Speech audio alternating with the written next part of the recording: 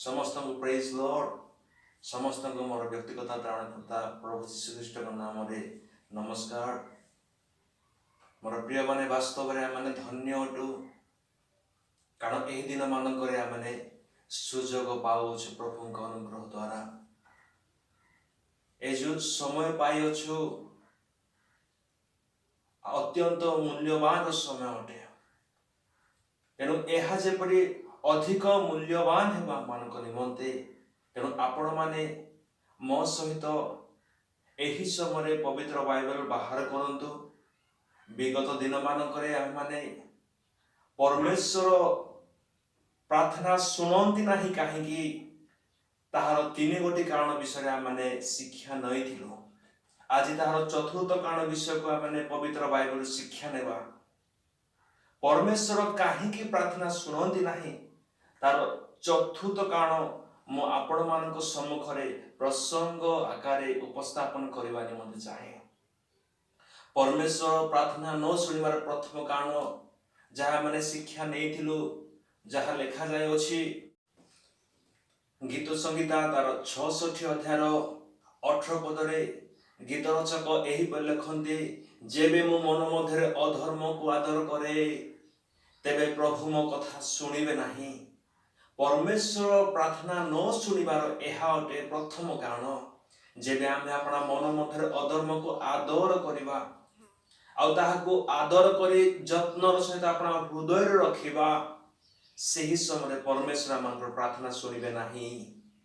एवं द्वितीय कारण जहाँ यूहन्ना लिखित सुसमाचार तार 9 अध्याय 31 पद लिखा जाए जे परमेश्वर पापी मानकर प्रार्थना शुणती नहीं।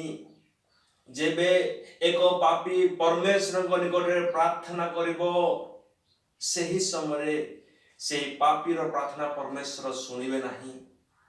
एवं परमेश्वर प्रार्थना न शुणिबार तृतीय कारण भगवती जिसाय पुस्तक तार 1 अध्याय 15 पदरे लेखा गला जहाँ जिसाय कहती जेबे असुचि हस्त ही आमे अपना हस्त को ऊर्ध्वाड़े उठाई प्रार्थना करिबा सही समय परमेश्वर आमनकर प्रार्थना शुणिबे नहीं।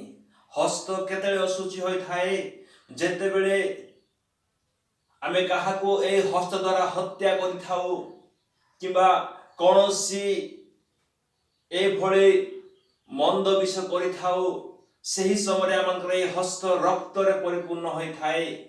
रक्त रे परिपूर्ण होइथिबा हस्त को जेबे आमे उठाई परमेश्वर को आड़ो प्रार्थना करिबा तेबे सही परमेश्वर आमनकर प्रार्थना शुणिबे नहीं। आज आमे देखिबा परमेश्वर प्रार्थना न शुणिबार चतुर्थ कारण कौन अटे।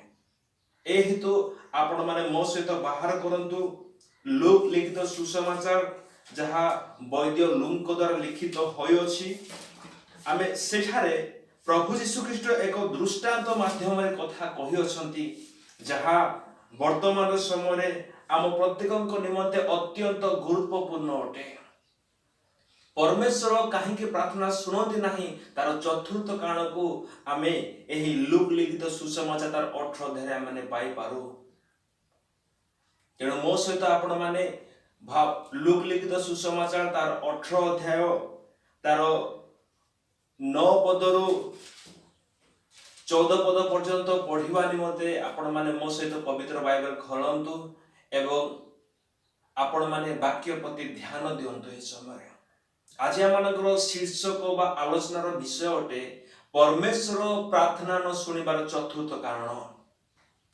परमेश्वर प्रार्थना शुणती नहीं कहीं तार चतुर्थ कारण विषय आमने शिक्षा नेबा। एई लूक लिखित सुसमाचार तार 18 अध्याय तार 9 पदरु 14 पद मध्य प्रभु यीशु ख्रीष्ट दुई जन व्यक्ति विषय कहउछंती जने हेले फारूसी आउ अन्य जने हेले करग्राही। ए दुहे मंदिर को प्रार्थना करे को जानती से मान को विषय प्रभु यीशु ख्रीष्ट व्याख्या करी अति प्रंजल भाव से कहि अछंती। एठारो परमेश्वर आमनकर प्रार्थना शुणी न थांती कहीं तार चतुर्थ कारण को आमने खोजी बाहर करबा। एणु आपण माने प्रत्येक वाक्य प्रति ଧ୍ୟାନ ଦିଅନ୍ତୁ ଆପଣ ମାନଙ୍କର କର୍ଣ୍ଣ ଏହି ସମୟରେ ବାକ୍ୟ ପ୍ରତି ରହୁ। ଏଣୁ ମୋ ସହିତ ଆପଣ ମାନେ ଏହି ସମୟରେ ଧ୍ୟାନ ଦିଅନ୍ତୁ ଲୁକ୍ ତାର 18 ଅଧ୍ୟାୟର 9-10 ପଦ ଏବଂ ଏହି ପ୍ରକାର ମୋ ତଳେ ତଳେ ଆପଣ ମାନଙ୍କ ନିମନ୍ତେ ପଢି ଯିବାକୁ ଚାହେଁ। ଏଠାରେ ଲେଖାଯାଏ, ଆପଣା ଆପଣାକୁ ଧାର୍ମିକ ଜ୍ଞାନ କରି ଅନ୍ୟ ସମସ୍ତଙ୍କୁ ତୁଚ୍ଛ ଜ୍ଞାନ କରୁଥିବା କେତେକ ଆତ୍ମନିର୍ଭରଶୀଳ ଲୋକଙ୍କୁ ସେ ଏହି ଦୃଷ୍ଟାନ୍ତ ମଧ୍ୟ କହିଲେ, ଦୁଇ ଜଣ ଲୋକ ପ୍ରାର୍ଥନା କରିବା ନିମନ୍ତେ ମନ୍ଦିରକୁ ଗଲେ, ଜଣେ ଫାରୁସି ଅନ୍ୟ ଜଣକ କରଗ୍ରାହୀ। ଏଠାରେ ପ୍ରଭୁ ଯୀଶୁ ଖ୍ରୀଷ୍ଟ ଏକ ଦୃଷ୍ଟାନ୍ତ ମାଧ୍ୟମରେ ଲୋକମାନଙ୍କୁ ଏକ ଗୁରୁତ୍ୱପୂର୍ଣ୍ଣ ବିଷୟକୁ ସେ କହିବାକୁ ଚାହୁଁଅଛନ୍ତି। ଏଭଳି ପ୍ରଭୁ ଯୀଶୁ ଖ୍ରୀଷ୍ଟଙ୍କ ସମୟରେ ଯେତେବେଳେ ସେ ପୃଥିବୀରେ ଥାଇ ସେବା କାର୍ଯ୍ୟ କରୁଥିଲେ ଫିଜିକାଲି ରହି, ସେହି ସମୟରେ ଏଭଳି କିଛି ଦଳର ବ୍ୟକ୍ତି ମାନେ ଥିଲେ, ଏପରି କିଛି ସ୍ପେସିଫିକାଲି କିଛି ଗ୍ରୁପ ଥିଲା, ଏପରି କିଛି ସ୍ୱତନ୍ତ୍ର ବ୍ୟକ୍ତି ମାନେ ଥିଲେ ଯେଉଁମାନେ କି ନିଜକୁ ଧାର୍ମିକ ବୋଲି ମନେ କରୁଥିଲେ। ସେମାନେ ନିଜକୁ ସେଲ୍ଫ ରାଇଚସନେସ୍ ବୋଲି ମନେ କରୁଥିଲେ, ଆତ୍ମଧାର୍ମିକ ବୋଲି ସେମାନେ ମନେ କରୁଥିଲେ। ସେପରି ଲୋକମାନଙ୍କ ପ୍ରତି ଦୃଷ୍ଟି କରି ଏହି ଦୃଷ୍ଟାନ୍ତ ପ୍ରଭୁ ଯୀଶୁ ଖ୍ରୀଷ୍ଟ ଏଠାରେ କହିଅଛନ୍ତି, ଆଉ ଯାହାକୁ ଲୁକ୍ ଅତି ସୁନ୍ଦର ଭାବରେ ଏଠାରେ ସେ ଲିଖିତ ଆକାରରେ ଉପସ୍ଥାପନ କରିଅଛନ୍ତି। ଆପଣ ଆପଣଙ୍କୁ ଧାର୍ମିକ ଜ୍ଞାନ କରି ଅନ୍ୟ ସମସ୍ତଙ୍କୁ ତୁଚ୍ଛ ଜ୍ଞାନ କରୁଥିବା କେତେକ ଆତ୍ମନିର୍ଭରଶୀଳ ଲୋକଙ୍କୁ ସେ ଏହି ଦୃଷ୍ଟାନ୍ତ ମଧ୍ୟ କହିଲେ। ମୁଁ ପୂର୍ବରୁ ଯାହା କହୁଥିଲି ଆପଣ ମାନଙ୍କୁ, ଯୀଶୁଙ୍କ ସମୟରେ କିଛି ଲୋକମାନେ ନିଜକୁ ଧାର୍ମିକ ବୋଲି ମନେ କରୁଥିଲେ, ଆଉ ଏହି ପ୍ରକାର ଧାର୍ମିକକୁ ଆତ୍ମଧାର୍ମିକ ବୋଲି କୁହାଯିବ। ଆଉ ଏମାନେ କିପରି ଆପଣଙ୍କୁ ଧାର୍ମିକ ମନେ କରୁଥିଲେ କହିଲେ, ମୋଶାଙ୍କର ବ୍ୟବସ୍ଥା ପାଳନକାରୀ ଯେ ଆମ୍ଭେ, ଏହା ମନେ କରି କିଛି ଦଳର ଲୋକମାନେ ସେମାନେ ନିଜକୁ ଆତ୍ମଧାର୍ମିକ ବୋଲି ମନେ କରୁଥିଲେ। କିନ୍ତୁ ବ୍ୟବସ୍ଥା ପାଳନ କରି କେହି ଯେ ଧାର୍ମିକ ଗଣିତ ହୋଇପାରିବ, ଏହା ତ ସମ୍ପୂର୍ଣ୍ଣ ରୂପରେ ବାଇବେଲ ଖଣ୍ଡନ କରେ। ଏହାକୁ ତ ସମ୍ପୂର୍ଣ୍ଣ ଭାବରେ ପ୍ରେରିତ ପାଉଲ ଖଣ୍ଡନ କରନ୍ତି, ଯେଉଁ ବିଷୟକୁ ପ୍ରେରିତ ପାଉଲ ତାଙ୍କରି ଏକ ମଣ୍ଡଳୀକୁ ସେ ଲେଖି ଜଣାଉଛନ୍ତି।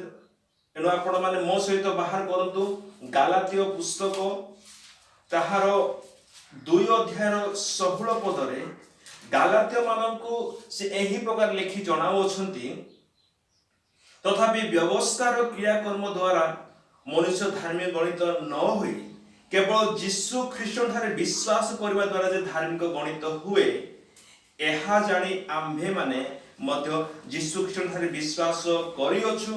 ଯେପରି ବ୍ୟବସ୍ଥାର କ୍ରିୟାକର୍ମ ଦ୍ୱାରା ଧାର୍ମିକ ଗଣିତ ନ ହୋଇ ଖ୍ରୀଷ୍ଟଠାରେ ବିଶ୍ୱାସ ଦ୍ୱାରା ଧାର୍ମିକ ଗଣିତ ହେଉ, କାରଣ ବ୍ୟବସ୍ଥାର କ୍ରିୟାକର୍ମ ଦ୍ୱାରା କୌଣସି ମନୁଷ୍ୟ ଧାର୍ମିକ ଗଣିତ ହେବ ନାହିଁ। ଏକ ଦଳ ଥିଲେ, ସେମାନେ ବ୍ୟବସ୍ଥାର କ୍ରିୟାକର୍ମକୁ ପାଳନ କରି ସେମାନେ ନିଜକୁ ଧାର୍ମିକ ବୋଲି ମନେ କରୁଥିଲେ। କିନ୍ତୁ ସେପରି ବ୍ୟକ୍ତି ମାନଙ୍କ ଠାରେ ପ୍ରେରିତ ପାଉଲ କହନ୍ତି ଯେ ବ୍ୟବସ୍ଥା ପାଳନକାରୀ ମାନେ ଧାର୍ମିକ ନୁହନ୍ତି, କିନ୍ତୁ ଯେଉଁମାନେ ଯୀଶୁ ଖ୍ରୀଷ୍ଟଙ୍କୁ ବିଶ୍ୱାସ କରନ୍ତି ପ୍ରଭୁ ବୋଲି, ସେମାନେ ହିଁ ଧାର୍ମିକ ବୋଲି ଏଠାରେ ଗାଲାତୀୟ ମାନଙ୍କୁ ପ୍ରେରିତ ପାଉଲ କହୁଅଛନ୍ତି। ହଁ ମୋର ପ୍ରିୟ ମାନେ, ଯୀଶୁଙ୍କୁ ଆମେ ବିଶ୍ୱାସ କରିବା ଦ୍ୱାରା, ଆମେ ତାହାଙ୍କୁ ପ୍ରଭୁ ବୋଲି ବିଶ୍ୱାସ କରିବା ଦ୍ୱାରା ଆମେ ଧାର୍ମିକ ଗଣିତ ହୋଇପାରିବା। ଆମେ ଆପଣାର ଉତ୍ତମ କର୍ମ ଦ୍ୱାରା, ଆମେ ଆପଣାର ଦାନ ଦ୍ୱାରା, ଆମେ ଆପଣାର ଦଶମାଂଶ ଦାନ କରି କିମ୍ବା କୌଣସି ଉତ୍ତମ କର୍ମ କରି ଆମେ ଧାର୍ମିକ ଗଣିତ ହୋଇପାରିବା ନାହିଁ। କିନ୍ତୁ କେବଳ ଯୀଶୁଙ୍କୁ ପ୍ରଭୁ ବୋଲି ବିଶ୍ୱାସ କରିବା ଦ୍ୱାରା ହୃଦୟର ସହିତ ଆମେ ଧାର୍ମିକ ବୋଲି ଗଣିତ ହୋଇପାରିବା। ଏଠାରେ 2 ଜଣ ବ୍ୟକ୍ତିଙ୍କ ବିଷୟରେ ପ୍ରଭୁ ଯୀଶୁ ଖ୍ରୀଷ୍ଟ କହୁଅଛନ୍ତି, ଯେଉଁମାନେ କି ମନ୍ଦିରକୁ ପ୍ରାର୍ଥନା କରିବା ନିମନ୍ତେ ଯାଉଥିଲେ। ଜଣକ ହେଲା, ଯାହା ତାର 18 ଅଧ୍ୟାୟ 10 ପଦ ଲେଖାଯାଏ, 2 ଜଣ ଲୋକ ପ୍ରାର୍ଥନା କରିବା ନିମନ୍ତେ ମନ୍ଦିରକୁ ଗଲେ, ଆଉ ସେ 2 ଜଣ ବ୍ୟକ୍ତି ହେଲେ ପ୍ରଥମରେ ଫାରୁସି ଆଉ ଅନ୍ୟ ଜଣକ କରଗ୍ରାହୀ ଏମାନେ ପ୍ରାର୍ଥନା କରିବା ନିମନ୍ତେ ମନ୍ଦିରକୁ ଗଲେ ଯାଉଥିଲେ। ଏକ ବ୍ୟକ୍ତି ହେଲା ଫାରୁସି ଆଉ ଅନ୍ୟ ଜଣକ ହେଲା କରଗ୍ରାହୀ। ଯେତେବେଳେ ଏଇ ଫାରୁସି ଆଉ କରଗ୍ରାହୀ ମନ୍ଦିରକୁ ଯାଇ ପହଞ୍ଚିଲେ, ସେଠି ଯାଇ ପହଞ୍ଚିଲା ପରେ ଏମାନେ କେଉଁ ପ୍ରକାରେ ପରମେଶ୍ୱରଙ୍କ ନିକଟରେ ପ୍ରାର୍ଥନା କରିଥିଲେ ସେହି ବିଷୟ ତାହାର 11 ଅଧ୍ୟାୟରେ ସେ ତଳ ପଦରେ ଲେଖାଯାଇଛି। ଆମେ ପଢିବା। ଫାରୁସି ଦଣ୍ଡାୟମାନ ହୋଇ ଆପଣା ନିକଟରେ ଏହି ପ୍ରକାର ପ୍ରାର୍ଥନା କରିବାକୁ ଲାଗିଲା, ହେ ଈଶ୍ୱର, ମୁଁ ତୁମ୍ଭକୁ ଧନ୍ୟବାଦ ଦେଉଅଛି ଯେ ମୁଁ ଅନ୍ୟ ସମସ୍ତ ଲୋକଙ୍କ ପରି ଅତ୍ୟାଚାରୀ, ଅଧାର୍ମିକ, ବ୍ୟଭିଚାରୀ କିମ୍ବା ଏହି କରଗ୍ରାହୀ ପରି ସୁଦ୍ଧା ନୁହେଁ। ଯେତେବେଳେ ଫାରୁସି ଏବଂ କରଗ୍ରାହୀ ମନ୍ଦିର ଯାଇ ପହଞ୍ଚିଲେ, ମନ୍ଦିର ଯାଇ ପହଞ୍ଚିଲା ପରେ ଫାରୁସି ଜଣକ ଏହିଭଳି ପ୍ରାର୍ଥନା କରି ସେ କହୁଅଛି। ଫାରୁସି ଦଣ୍ଡାୟମାନ ହେଇ ଆପଣା ନିକଟରେ ଏହି ପ୍ରକାର ପ୍ରାର୍ଥନା କଲା। ଫାରୁସି ମନ୍ଦିର ଯାଇ ପହଞ୍ଚିଲା ପରେ ଯେତେବେଳେ ସେ ପ୍ରାର୍ଥନା କରିବାକୁ ଆରମ୍ଭ କଲା, ସେ ସମୟରେ ସେ ଦଣ୍ଡାୟମାନ ହେଇ ମିନ୍ସ ସେ ଠିଆ ହୋଇ ପରମେଶ୍ୱରଙ୍କ ନିକଟରେ ସେ ପ୍ରାର୍ଥନା କରୁଅଛି। କିନ୍ତୁ ଯେତେବେଳେ ଆମେ ପ୍ରାର୍ଥନାକୁ ଯାଇଥାଉ, ସେହି ସମୟରେ ଯେତେବେଳେ ଆମେ ଚର୍ଚ୍ଚରେ ଯାଇ ପହଞ୍ଚୁ, ସେ ସମୟରେ ଆମର ପ୍ରାର୍ଥନା କରିବାର ପୋଜିସନ କେଉଁ ପ୍ରକାର ହେବା ଦରକାର। ସେହି ସମୟରେ ଆମେ ଯେତେବେଳେ ଆମେ ପ୍ରାର୍ଥନା କରିଥାଉ, ସେହି ସମୟରେ ଆମେ ଆଣ୍ଠେଇ ପ୍ରାର୍ଥନା କରିବା ଦରକାର। ନତୁବା ଆମେ ଭଲରେ ବସି ଆମେ ତାହାଙ୍କ ନିକଟରେ ପ୍ରାର୍ଥନା କରିବା ଦରକାର। କାରଣ ସେ ରାଜା ଅଟନ୍ତି, ସେ ଧାର୍ମିକ ଅଟନ୍ତି, ସେ ପବିତ୍ର ପରମେଶ୍ୱର ଅଟନ୍ତି। ଏହି କାରଣ ହେତୁ ଆମେ ତାହାଙ୍କ ସମ୍ମୁଖରେ ନମ୍ରତାର ସହିତ ପ୍ରାର୍ଥନା କରିବା ଦରକାର। କିନ୍ତୁ ଏଠାରେ ସେହି ଫାରୁସି ଜଣକ ପରମେଶ୍ୱରଙ୍କ ନିକଟରେ ଆପଣାକୁ ନମ୍ର କରୁନାହିଁ, ନିଜକୁ ଶୂନ୍ୟ କରୁନାହିଁ, ନିଜକୁ ନ୍ୟୁନ କରୁନାହିଁ। ସେ ଠିଆ ହୋଇ ପରମେଶ୍ୱରଙ୍କ ନିକଟରେ ପ୍ରାର୍ଥନା କରୁଅଛି। ନା ମୋର ପ୍ରିୟମାନେ, ହଁ, ଠିଆ ହୋଇ ପ୍ରାର୍ଥନା କରିବା କୌଣସି ପ୍ରକାର ଭୁଲ ନୁହେଁ କିମ୍ବା ପାପ ନୁହେଁ। କିନ୍ତୁ କେଉଁ ଭାବରେ କେଉଁ ପ୍ରକାର ଇଣ୍ଟେନସନ ନେଇ ଆମେ ପ୍ରାର୍ଥନା କରୁଅଛୁ ପ୍ରଭୁଙ୍କ ଠାରେ, ତାହା ଅତ୍ୟନ୍ତ ଗୁରୁତ୍ୱପୂର୍ଣ୍ଣ ବିଷୟ ଅଟେ। ଯେ ମଧ୍ୟ ଆମେ ପ୍ରଭୁଙ୍କ ନିକଟରେ ପ୍ରାର୍ଥନା କରୁ, ଯଦି ବା ଆମେ ଠିଆ ହୋଇ ପ୍ରାର୍ଥନା କରୁଛୁ, ତଥାପି ଆମଙ୍କର ହୃଦୟରେ ନମ୍ରତା ଥିବା ଦରକାର, ଆମେ ନିଜକୁ ଶୂନ୍ୟ କରିବା ଦରକାର। ତେବେ ପ୍ରଭୁ ନିଶ୍ଚୟ ଆମର ପ୍ରାର୍ଥନା ଶ୍ରବଣ କରିବେ। କିନ୍ତୁ ଏହି ଫାରୁସି ଜଣକ ପ୍ରଭୁଙ୍କ ନିକଟରେ ଆପଣାକୁ ନମ୍ର ନ କରି ଦଣ୍ଡାୟମାନ ହେଇ ଠିଆ ହେଇ ପ୍ରଭୁଙ୍କ ନିକଟରେ ଏହି ପ୍ରକାର ପ୍ରାର୍ଥନା କରି କହୁଅଛି, ହେ ଈଶ୍ୱର, ମୁଁ ତୁମକୁ ଧନ୍ୟବାଦ ଦେଉଅଛି ଯେ ମୁଁ ଅନ୍ୟ ସମସ୍ତ ଲୋକଙ୍କ ପରି ଅତ୍ୟାଚାରୀ, ଅଧାର୍ମିକ, ବ୍ୟଭିଚାରୀ କିମ୍ବା ଏହି କରଗ୍ରାହୀ ପରି ସୁଦ୍ଧା ନୁହେଁ। ତାମାନେ ଫାରୁସି ଯେତେବେଳେ ସେ ପ୍ରାର୍ଥନା କରିବାକୁ ଆରମ୍ଭ କଲା, ସେହି ସମୟରେ ସେ ନିଜ ସହିତ ଅନ୍ୟ ଜଣଙ୍କୁ ସେ ତୁଳନା କରୁଅଛି। ଯେତେବେଳେ ସେ ନିଜ ସହିତ ଅନ୍ୟକୁ ତୁଳନା କରିବାକୁ ଆରମ୍ଭ କଲା, ସେହି ସମୟରେ ସେ ଗର୍ବୀ ହୋଇଯାଇଥିଲା। ଏଠାରେ ଯୋଉ ପ୍ରାର୍ଥନା ସେ କରିଥିଲା, ଏହା ଏକ ତୁଳନାତ୍ମକ ପ୍ରାର୍ଥନା ସେ କରିଥିଲା। ନିଜକୁ ସେ ଅନ୍ୟ ସହିତ ତୁଳନା କରୁଅଛି। ମୋର ପ୍ରିୟମାନେ, ଆମେ ଯେବେ ମଧ୍ୟ ପ୍ରାର୍ଥନା କରୁଛୁ, ସେହି ସମୟରେ ଆମେ ନିଜକୁ ଅନ୍ୟ ସହିତ ତୁଳନା କରୁନାହୁଁ ତ? ଏହି ଫାରୁସି ଭଳି ଯଦି ଆମେ ନିଜକୁ ଅନ୍ୟ ସହିତ ତୁଳନା କରୁଅଛୁ, ତେବେ ପ୍ରଭୁ ଆମଙ୍କର ପ୍ରାର୍ଥନା ଶୁଣିବେ ନାହିଁ। ଏହା ଆପଣମାନେ ନିଶ୍ଚିତ ହେଇଯାଆନ୍ତୁ। ଯେବେ ଆମେ ନିଜକୁ ଅନ୍ୟ ସଙ୍ଗେ ତୁଳନା କରିବା, ସେହି ସମୟରେ ଆମେ ଗର୍ବୀ ହେବା, ଆମେ ଅହଙ୍କାରୀ ହେବା, ଆଉ ଆମମାନଙ୍କର ପ୍ରାର୍ଥନା ପରମେଶ୍ୱର ଶୁଣିବେ ନାହିଁ। ସେ ଏହିଭଳି ତୁଳନାତ୍ମକ ପ୍ରାର୍ଥନା ସେ କରି କହୁଅଛି, ହେ ଈଶ୍ୱର, ମୁଁ ତୁମକୁ ଧନ୍ୟବାଦ ଦେଉଅଛି, ମୁଁ ଅନ୍ୟ ସମସ୍ତ ଲୋକଙ୍କ ପରି ଅନ୍ୟମାନେ ଯେଉଁ ପ୍ରକାର, ମୁଁ ସେମାନଙ୍କ ଭଳି ନୁହେଁ। ସେମାନଠାରୁ ମୁଁ ସ୍ୱତନ୍ତ୍ର, ସେମାନଠାରୁ ମୁଁ ପୃଥକ, ସେମାନଠାରୁ ମୁଁ ଅଲଗା ବୋଲି ସେ ଦାବି କରୁଅଛି ଠାରେ। ଆଉ ଏହି ପ୍ରକାର ସେ ପ୍ରାର୍ଥନା କରୁଅଛି, ମୁଁ ଅନ୍ୟ ସମସ୍ତ ଲୋକଙ୍କ ପରି ଅତ୍ୟାଚାରୀ, ନମ୍ବର 1, ନମ୍ବର 2, ଅଧାର୍ମିକ, नंबर 3 व्यभिचारी किंबा एही करग्राही परिशुद्ध नुहे। तामाने एठारे से परमेश्वर को निकट प्रार्थना करबा समय एही 5 प्रकार व्यक्ति मानक भली मु नुहे बोली से निज कोन करूछि, निज को अन्य सहित से तुलना करूछि। आमे से प्रकार प्रार्थना करू ना तो प्रभु से मद्यपानकारी किंतु मु मद्यपानकारी नुहे। प्रभु मु दश मांस देउछि किंतु सी दश मांस देउ नाही। प्रभु मु प्रति रविवार प्रार्थना को आसे किंतु से कौनसी रविवार दिन प्रार्थना को जाए नाही। प्रभु मु दान दिए, मु दश मांस दिए, मु उपवास रहे किंतु सी उपवास रहे नाही। प्रभु सी भल लोक नाही, से खराब लोक किंतु मु भलो। आमे एही प्रकार प्रार्थना करू ना तो फारुसी बड़ी जदि आमे एही प्रकार प्रार्थना करू अछु ते मोर प्रिय माने परमेश्वर आमनकर प्रार्थना सुनिबे नाही। से तुलना करी कहू अछि, मु अत्याचारी, अधार्मिक, व्यभिचारी किंबा एही करग्राही परिशुद्ध नुहे। वास्तव रे एही फारुसी जो जो क्वालिटी विषय से कहि अछि किबा जो जो व्यक्ति मानक विषय कहि अछि जे मु जने अत्याचारी नाही, अन्य माने अत्याचारी अटंती, मु धार्मिक किंतु अन्य माने अधार्मिक, मु व्यभिचारी नुहे, मु सच्चोट लोग किंतु अन्य माने व्यभिचारी अटंती, मु करग्राही परिशुद्ध नुहे। अर्थ है करग्राही मान को आम जाणु लुक तार 19 अध्याय आम मैंने एक करग्राही को देखू। 19 अध्याय 2 पदरे आम जक्ष को देखू, से जने प्रधान करग्राही एवं धनी व्यक्ति थिला। ताहांक विषय आमने एहा कहि थाउ जे से जने लोभी व्यक्ति बोली, धन लोभी बोली। ता माने से कहू अछि कि जे मु धन लोभी नुहे किंतु अन्य माने धन लोभी अटंती। मु अत्याचारी नाही, मु अधार्मिक नाही, मु व्यभिचारी नाही किबा मु करग्राही धन लोभी परिशुद्ध नाही बोली से कहू अछि। आसंतु एहा जा से कहि अछि ठारे जो अन्य मान को निज संगे तुलना करी कहू अछि मु से मानक भଳି नुहे। एहा से केते परिमाण से सत्य कथा कहि अछि।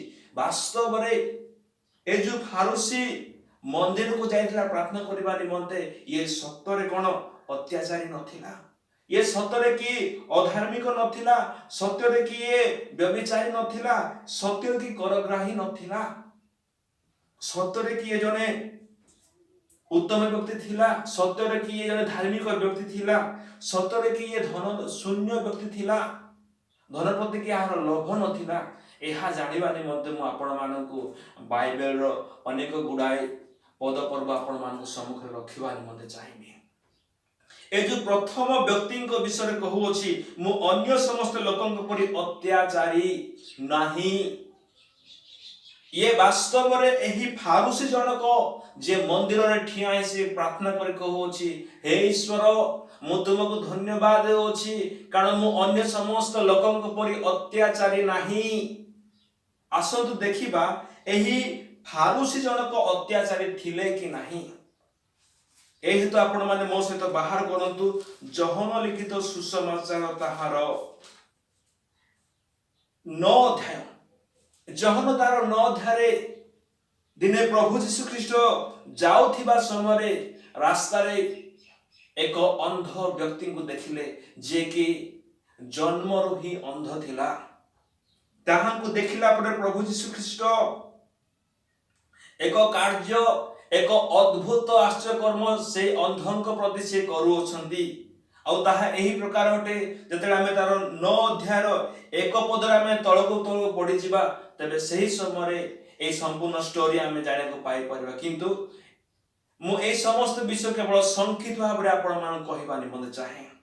जतेले से अंध को प्रभु यीशु ख्रीष्ट सुस्थ करबा निमंते चाहिले सही समय प्रभु यीशु ख्रीष्ट भूमि रे छेप पकाइले। आउ से छेप को कादुओ करी से अंधर 2 गोटी आखिरे से कादुओ को लगाई देले। आउ तापरे सिलह एक जो पोखरी थिला ता निकट को जाई धुई हेबा निमंते कहिले। तापरे सेही अंध जनक सेही सिलह पोखरी को जाई ନିଜର ଆଖିକୁ ସେ ଧୋଉଅଛି। ଧୋଇଲା ପରେ ସେ ସମ୍ପୂର୍ଣ୍ଣ ଭାବରେ ଦେଖିବା ନିମନ୍ତେ ସୁଯୋଗ ପାଇପାରୁଅଛି। ସେ ଦୃଷ୍ଟି ଶକ୍ତିକୁ ସେ ପାଇଅଛି। ତାର ଅନ୍ଧତ୍ୱ ସମ୍ପୂର୍ଣ୍ଣ ଭାବରେ ଦୂରେଇ ଯାଉଅଛି। ଏହା ଅନେକ ଲୋକ ଦେଖିଲେ ସିଏ ଯିଏ ଦେଖିପାରୁଅଛି, ଅନେକଙ୍କୁ ଦେଖିବା ନିମନ୍ତେ ସୁଯୋଗ ପାଇପାରୁଅଛି। ଏହି ଆଶ୍ଚର୍ଯ୍ୟ କର୍ମ ଯାହା ତାହାଙ୍କ ଜୀବନରେ ଦେଖି ପ୍ରଭୁ କଲେ, ତାହା ଅନ୍ୟମାନେ ଦେଖିଲା ପରେ, ତାଙ୍କର ପଡ଼ୋଶାରେ ତାଙ୍କର ପାଖରେ ଯେଉଁ ସମସ୍ତ ଲୋକମାନେ ଥିଲେ ତାହାଙ୍କୁ ଦେଖିଲା ପରେ ସେମାନେ କହିଲେ, ଆରେ ଇଏ ତ ଜଣେ ଅନ୍ଧ ଲୋକଟା ଥିଲା। ଆଉ କିଛି ଲୋକମାନେ କହିଲେ, ନାଇଁ ନାଇଁ, ଇଏ ସେ ଅନ୍ଧ ଲୋକ ପରି ଦେଖାଯାଉଅଛି। କିନ୍ତୁ ସେ ଜଣକ କହିଲା, ନାଇଁ ନାଇଁ, ମୁଁ ହିଁ ସେଇ ଅନ୍ଧ ଲୋକ। ସେଇ ଅନ୍ଧ ଜଣକ ଏକ ଭିକାରୀ ଥିଲା। ସେ ଅନ୍ଧ ହୋଇଥିବା ହେତୁ ତାର କୌଣସି ଇନକମ୍ ନଥିଲା। ସେ କୌଣସି କାର୍ଯ୍ୟ କରିବା ନିମନ୍ତେ ସକ୍ଷମ ହୋଇନଥିଲା। ସେ ଏକ ଭିନ୍ନକ୍ଷମ ବ୍ୟକ୍ତି ଭଳି ହେଇଥିଲା। ଏ ହେତୁ ତାର ବାପା ମା ତାକୁ ଭିକ ମାଗିବା ନିମନ୍ତେ ତାଙ୍କୁ କହିଥିଲେ। ସେ ଭିକ ମାଗୁ